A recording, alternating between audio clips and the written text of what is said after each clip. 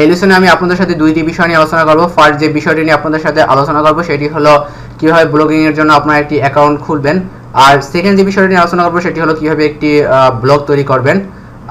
সাধারণত ব্লগিং এর জন্য আমরা যে দুটি ওয়েবসাইট বেশি ইউজ করি সেটি হলো wordpress.com এবং ব্লগার বা blogspot.com। সো আমি এখানে উদাহরণের জন্য আমি ব্লগারেই আমার অ্যাকাউন্টটি খুলব। সো ব্লগার অ্যাকাউন্ট খোলার জন্য ফার্স্ট আমাকে যে কাজটি করতে হবে সেটি হলো গুগল থেকে ব্লগার যে ক্যাটাগরিটি আছে এটি সিলেক্ট করে নিতে হবে। ব্লগার যেহেতু গুগলের একটি সার্ভিস, সো ব্লগারের জন্য আপনাকে নতুন করে কোনো অ্যাকাউন্ট খুলতে হবে না। আপনার যদি জিমেলে কোনো অ্যাকাউন্ট থেকে থাকে তাহলে জিমেল থেকে আপনি সরাসরি ব্লগারের জন্য সাইন ইন করতে পারবেন। সো আমি এখানে সাইন ইন করে নিচ্ছি।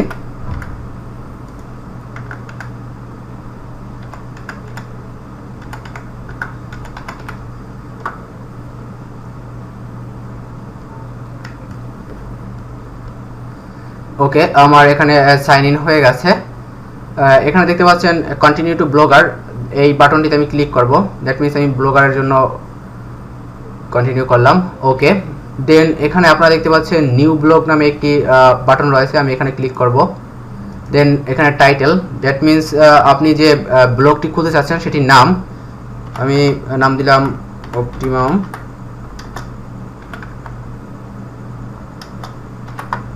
নো। দেন এখানে ইউআরএল, দ্যাট মিনস আপনার যে এই অপটিমাম নো যে আমি ব্লগটি খুলতেছি এটার ইউআরএল কি হবে সেটা অপটিমাম নো।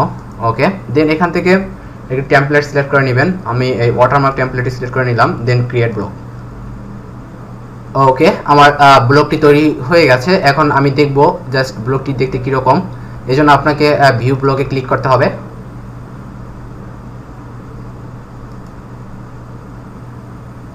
ওকে, আপনি দেখতে পাচ্ছেন মোটামুটি এই আপনার ব্লগ। এবার আমরা দেখব কিভাবে এই ব্লগটিকে ডিজাইন করা যায়। এজন্য ফার্স্টে আমরা এখানে ডিজাইন বাটনে ক্লিক করব। ওকে, আপনি এখানে দেখতে পাচ্ছেন অনেকগুলো টেমপ্লেট রয়েছে। আপনি ইচ্ছে করলে এখানে যে কোনো একটি টেমপ্লেট সিলেক্ট করে দিতে পারেন আপনার ব্লগের জন্য। জাস্ট এখানে অ্যাপ্লাই টু ব্লগ যে ফাংশনটি রয়েছে এটিতে ক্লিক করলে এই আপনার পছন্দের টেমপ্লেটটি আপনার ব্লগে অ্যাড হয়ে যাবে।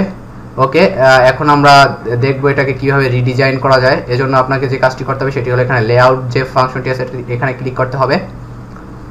ওকে, আপনি এখানে দেখতে পাচ্ছেন আপনার যে ট্যাবলেট রয়েছে সেটার একটি অরিজিনাল স্ট্রাকচার।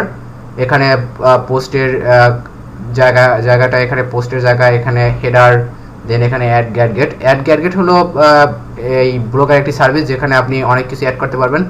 সো আমি জাস্ট একটি উদাহরণ দিয়ে দেখাবো অ্যাড গ্যাডগেট জিনিসটা আসলে কি। ওকে, দেন আমি এখানে গ্যাডগেটে ক্লিক করলাম। আপনারা এখানে দেখতে পাচ্ছেন অনেকগুলো ফাংশন চলে এসেছে।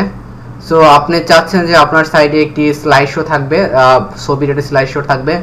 সো এজন্য আপনি যে কাজটি করবেন সেটি হলো এখানে স্লাইড শো যে ফাংশনটি রয়েছে এখানে প্লাস বাটনে ক্লিক করবেন অ্যাড করার জন্য। ওকে, দেন এখানে টাইটেল, দ্যাট মিনস আপনি যে স্লাইড শো দেখাবেন এটার টাইটেলটা কি হবে, আমি দিলাম নেচার। ওকে, দেন এখানে আসে সোর্স, দ্যাট মিনস আপনার যে এই স্লাইড শোটি অ্যাড করতে চাচ্ছেন এটার সোর্স কোথায় হবে। এখানে দেখতে পাচ্ছেন আপনি পিকাসো ওয়েব অ্যালবামস আছে, ফ্লিকার আছে, ফটো বাকেট আছে, আদার। দ্যাট মিনস আপনার যদি পিকাসোতে কোনো ফটো আপলোড করা থাকে দেন আপনি পিকাসোকে সরাসরি লিঙ্ক আপ করে দিতে পারেন, অথবা ফ্লিকার থাকলে ফ্লিকার, অথবা আদার। দ্যাট মিনস আপনার যদি অন্য কোনো ওয়েবসাইটে থাকে দেন সেই ওয়েবসাইটের যে পেজটিতে আপনার এই ফটোগুলো রয়েছে সেটা একটি ফিট ইউআরএল দিবেন। ওকে, আমি এখানে আপাতত পিকাসো ওয়েবটা দিয়ে দিলাম। দেন এখানে কিওয়ার্ড, দ্যাট মিনস আপনার এই ইসের পিকচারে কিওয়ার্ডটা কি হবে। এখানে স্পিড, দ্যাট মিনস আপনার এই যে স্লাইড শোটি খুব দ্রুত দেখাবে নাকি মিডিয়াম অথবা স্লো কীভাবে দেখাবে এটা। দেন এখানে আছে open links in a new tab, যেহেতু আপনার এই পিকচারগুলোতে একটা লিঙ্ক করা থাকবে। সো আপনি এই পিকচারে ক্লিক করলে সেটা কি নিউ ট্যাবে গিয়ে ওপেন হবে নাকি সরাসরি ওপেন হবে সেটা আমি এখানে দিলাম open links in new tab. Okay, then আমি দিলাম সেভ। ওকে, আমার গ্যাডগেটটি সেভ হয়ে গেছে। এখন জাস্ট এটা দেখার জন্য আমরা এখানে প্রিভিউ বাটনে ক্লিক করি। ওকে, আপনি এখানে দেখতে পাচ্ছেন আপনার এই যে সাইড বারটি রয়েছে উইডগেটস এরিয়ায় আপনার এই স্লাইডটি অ্যাড হয়ে গেছে। এভাবে আপনারা ইচ্ছে করলে আরও ফুটার মেনুতে এখানে হেডার মেনু আছে, এখানে আপনারা অনেকগুলো গ্যাডগেট অ্যাড করতে পারেন। এটাই হলো মোটামুটি ব্লগ স্পট বা ব্লগারের জন্য আপনার টেমপ্লেটের ডিজাইন এর বেসিক্যালি ধারণা।